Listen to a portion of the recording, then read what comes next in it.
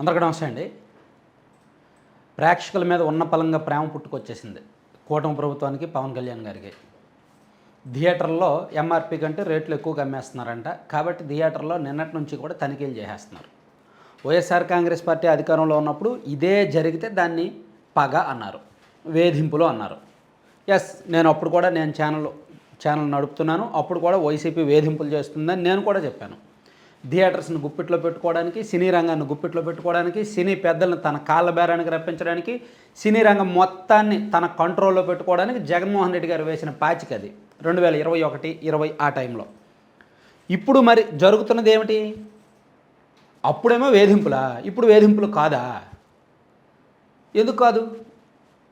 పవన్ కళ్యాణ్ గారి cinema release అవుతుంది, theatres బంద్ చేస్తామన్నారు. అది పవన్ కళ్యాణ్ గారికి నచ్చలేదు, జనసేన పార్టీకి నచ్చలేదు. కాబట్టి థియేటర్స్ మీద తనిఖీలా? సో దీనిలో ఎక్కడ మంచితనం కనిపిస్తోంది?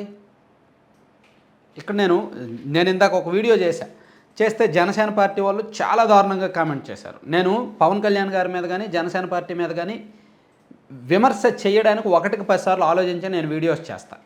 ఎందుకంటే పవన్ కళ్యాణ్ గారి ఫ్యాన్స్, జనసేన ఫ్యాన్స్ పాపం పిల్లలు ఎమోషనల్గా పవన్ కళ్యాణ్ గారికి కనెక్ట్ అయిపోయి ఉంటారు.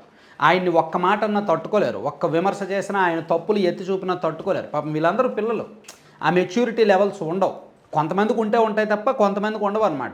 పవన్ కళ్యాణ్ గారు ఏది చేస్తే అదే రైటు, పవన్ కళ్యాణ్ గారు దేవుడు అనే లెక్కల్లో ఉంటారు. మేబీ మీకు దేవుడు కావచ్చు, కానీ నాకు కాదు, నాలాంటి వాళ్ళకైతే కాదు. పవన్ కళ్యాణ్ గారు ఒక సాధారణ రాజకీయ నాయకుడే, పవన్ కళ్యాణ్ గారు ఒక సాధారణ మనిషే. ఆయన అలాగని మరీ తప్పులు చేస్తున్నాడని చెప్పట్లా, మంచి చేస్తున్నాడు. ఉన్న వాళ్ళలో కొంత బెటర్ అని నేను ఒప్పుకుంటా.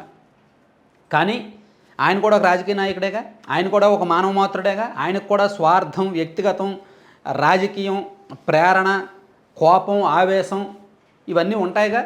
కన్నింగ్ ఇవి కూడా ఉంటాయిగా. ఉండాలి, రాజకీయాల్లో కన్నా ఖచ్చితంగా ఉంటాయి. ఉండవు అని ఎవరు అనుకోవద్దు. అనుకున్న వాళ్ళు భక్తులు, పిల్లలు నా దృష్టిలో. ఇప్పుడు నేను ఈ వీడియో ఎందుకు చేస్తున్నాను అనేది మళ్ళీ క్లారిటీగా చెప్తున్నా. పొద్దున్న ఒక వీడియోలో చెప్పా, జగన్మోహన్ రెడ్డి గారి హయాంలో థియేటర్ల మీద దాడులు, తనిఖీలు జరిగితే వేధింపులని పేరు పెట్టారు కదా. మరి ఇప్పుడు ఎందుకు కాదు? ఇప్పుడు కూడా అదేనండి జరుగుతున్నది.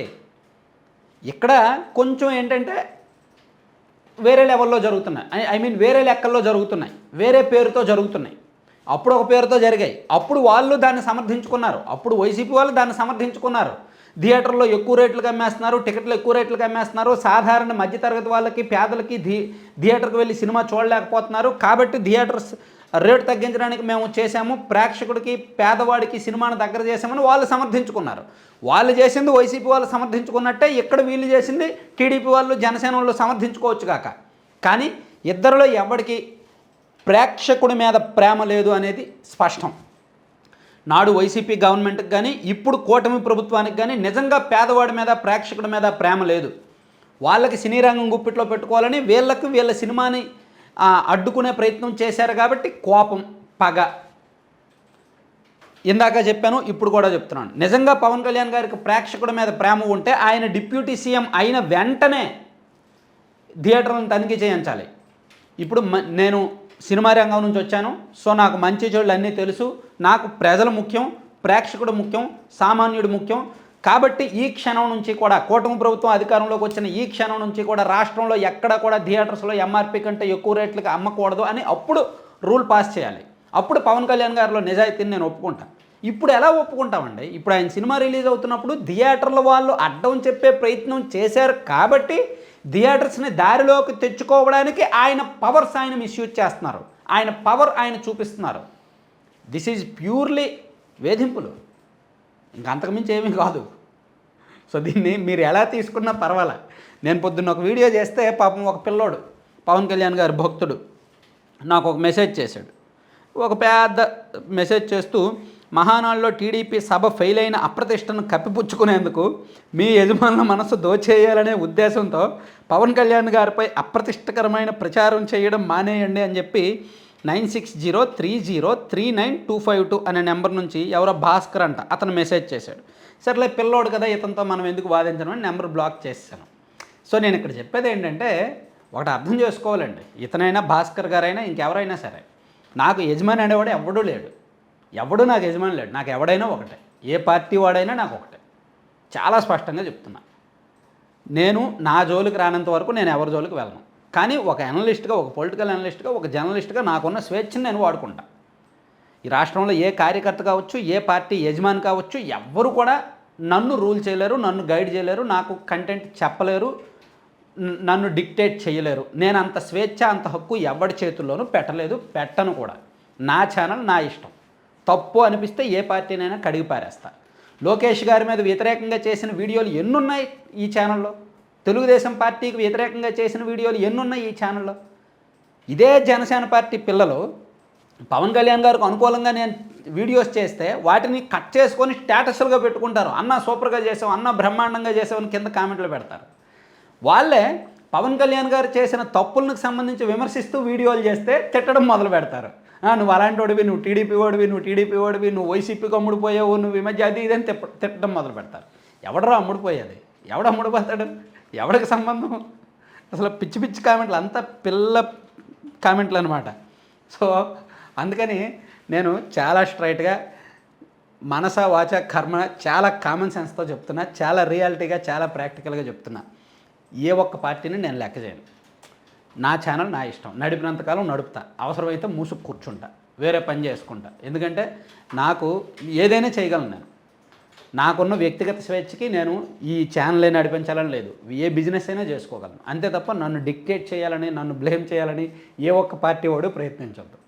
సో ప్యూర్లీ మళ్ళీ చెప్తున్నా, థియేటర్స్ మీద ఇప్పుడు జరుగుతున్నది వేధింపులే. ఎందుకంటే ప్రేక్షకుడి మీద ప్రేమ ఉంటే సంవత్సరం కిందట అధికారంలోకి వచ్చినప్పుడే థియేటర్స్లో రేట్లు తగ్గించాలి. సినిమా రిలీజ్ అవుతున్నప్పుడు కాదు. ఇప్పుడు సినిమా రిలీజ్ అవుతుంది కాబట్టి థియేటర్స్ వాళ్ళందరూ థియేటర్స్ బంద్కు పిలుపునిచ్చారు కాబట్టి, ఆ ప్లాన్ నచ్చలేదు కాబట్టి, ఆ మాట నచ్చలేదు కాబట్టి థియేటర్స్ వాళ్ళని ఎలాగైనా దారిలోకి తెచ్చుకోవాలి, సినీ రంగాన్ని ఎలాగైనా దారిలోకి తెచ్చుకోవాలి కాబట్టి చేస్తున్న ప్రయత్నం ఇది. ఇది తప్ప రైటా? ఇది మరి అధికార దుర్వినియోగం కాదా?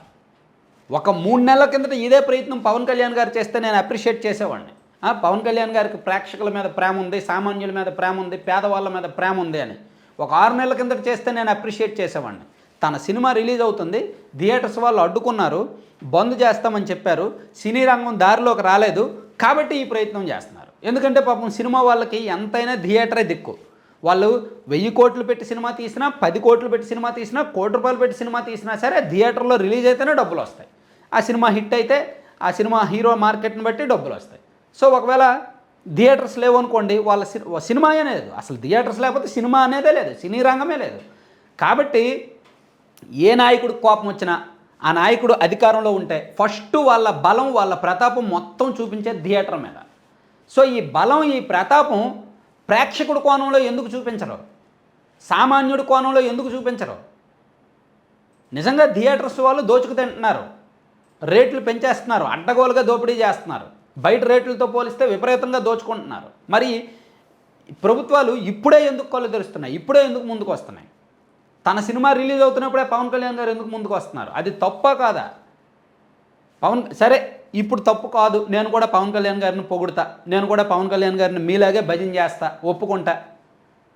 సో ఇక మీదట కంటిన్యూగా ఎప్పుడూ కూడా థియేటర్స్లో ఎంఆర్పి కంటే ఎక్కువ ధరకు అమ్మకుండా కంట్రోల్ చేయగలరా?